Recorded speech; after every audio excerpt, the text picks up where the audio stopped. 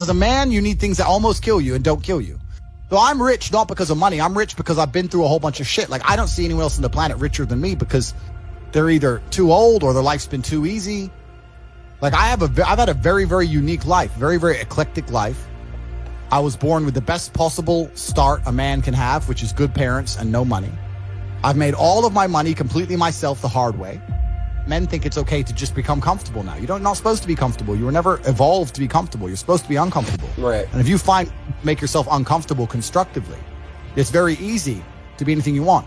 I don't see why people play the games. I find it amazing that people will sit there and spend all their time upgrading that character, making as much money as they can, getting the best guns, getting strong, getting important people, getting the best car. They'll do all that in a game, but they won't do it in real life. I find that incredible. They play the games because they're scared of loss, because if you die in the game, you get another chance. If you lose in the game, you get another chance. In life, you get one shot.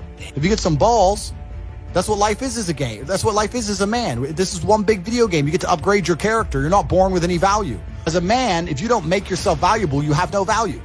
You have to get up and do it. Just like a video game, you start with fucking zero. You have to decide if you want to complete it. You have to upgrade your character. So I find it amazing that men are going to play video games and fuck about and waste their time instead of upgrading their character. Everyone knows what to do. You know what you have to do. You know you're supposed to go to the gym. You know you're supposed to train, learn how to fight. You know all these things. You don't do them. That's your decision. It's your prerogative. I didn't make that choice. I made the choice to do it all. I decided all of it. And every single man watching this can do the exact same thing. When I tell people that you are the sum of the 5 people you spend the most time with, everyone agrees. They go, yeah, that's probably true. The 5 people you spend the most time with, that's what you're gonna end up like. They say, yeah, that's true. And then they continue to hang around with people who they don't want to be. Why? There has to be a point. There has to be a point where you sit and go, okay, you're my friends, etc., etc. I love you guys. Yeah, we can talk, whatever. But I'm on a different life path. You have to leave some people behind. If you were to come hang around with me and my crew, you would be self-conscious, and that self-consciousness would motivate you, or they would certainly instill the discipline required for you to change. You don't feel self-conscious amongst your peers. That's why you don't change. If you were to get in a room and you're the only person who ain't a fucking monster, you'd want to become a monster. That's life. That's humanity.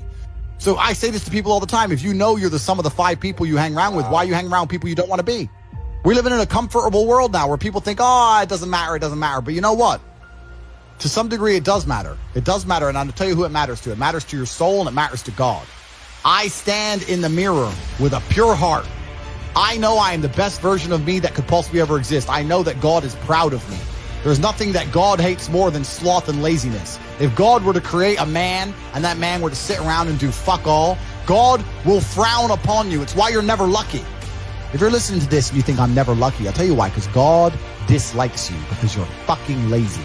Start to work. Start to show God the beauty of his own creations. You'd be amazed how lucky you'll become. Your minds are broken. You need to rewire your mind and resist the slave programming. I'll tell you how. First thing you have to do is identify it. You have to identify what is happening to you. I use my mind to break the trap. What I do is I allow my enemy to manipulate me on purpose. And then I use my mind to break the trap and punish the perpetrators. I will sit on TikTok for a day and I'll just enjoy TikTok. And by the end of the day, I'll watch myself. How quickly I'm looking to be entertained, how little time I give a video, how fucked up I am. And then I'll blink and I'll cure my fucking brain. You must allow yourself to be manipulated and you must fix it.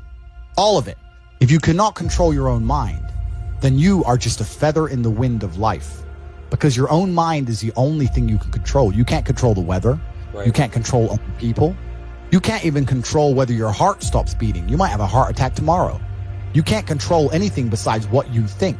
If you cannot control your own mind, then you go through life with zero control, zero influence. You can't control anything. You're just a feather in the wind, waiting for life to blow you from happy place to sad place to happy place to sad place, completely hoping on the gods to be fortunate to you, because if any genuine discomfort comes your way, you're fucked. It is trained like everything else in life. It is trained. So if you find yourself unable to focus or concentrate on tasks, you must blink and cure your brain.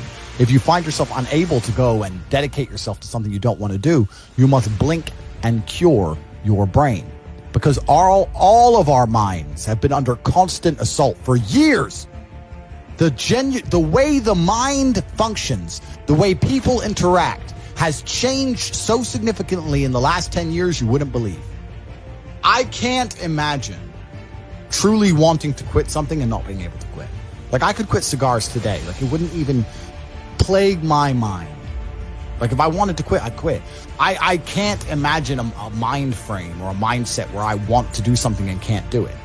Right. So it's almost difficult for me to answer that question, because if you have that kind of mind, if your mind is so fundamentally broken that you cannot do with your own mind what you want to do, like that, then you're just fucked, right? Life is hierarchical. There's always going to be kings and there's always going to be peasants. If you have a mind that you can't control, then you're never going to be a king. You're going to be a peasant. That's your life. You have a peasant's life ahead of you, and that's your destiny.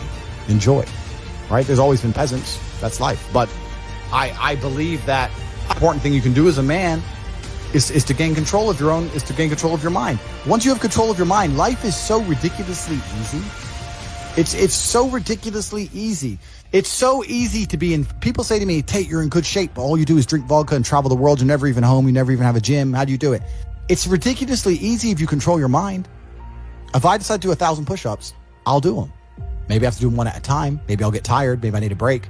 I'm going to do 1,000 because I said I'm going to do 1,000. It's not fucking hard. Everyone knows what they're supposed to do. Once you control your mind, it's easy, right? Getting over a breakup with that bitch. You miss that girl, you're upset, you miss her with all your heart, da-da-da. But once you realize she's gone, if you control your mind, she's gone now. She's gone now, gonna miss her. That's a shame. Off to the gym. You either control your mind or you don't. And all of these things stem from the same problem. It's something you can do. It's something that is learned. It's something that is taught. But it's something that I needed to survive. So for me, it's easy, right? It's all I've ever known. Right. But people have they don't need it to survive, so they never develop the skill. It's just how it works. At the end of World War II, when men went to Europe and saw unspeakable horrors at the end of World War II, did they all come home and need therapy, or did they all come home and get back to life? Because everyone was taught to have a mind that they control because they needed it to survive. There's no one else. That's how life worked back then. Now imagine there was a war that big. Imagine the fucking therapy, the fallout, the fucking bullshit. No one would be able to fucking even just go back in. And I'm not saying they didn't see bad things. I'm not saying it's not hard. It's fucking horrible.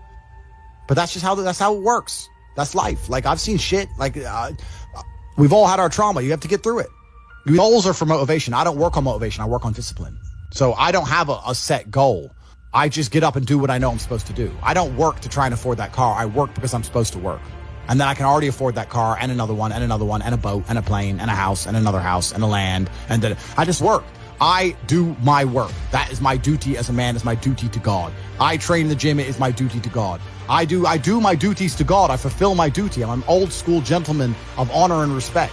I do what I'm supposed to do. I don't have any particular set goals. Anything I decide to do or want to do, I can do instantly. And if I can't do it instantly, I can do it pretty fucking quickly.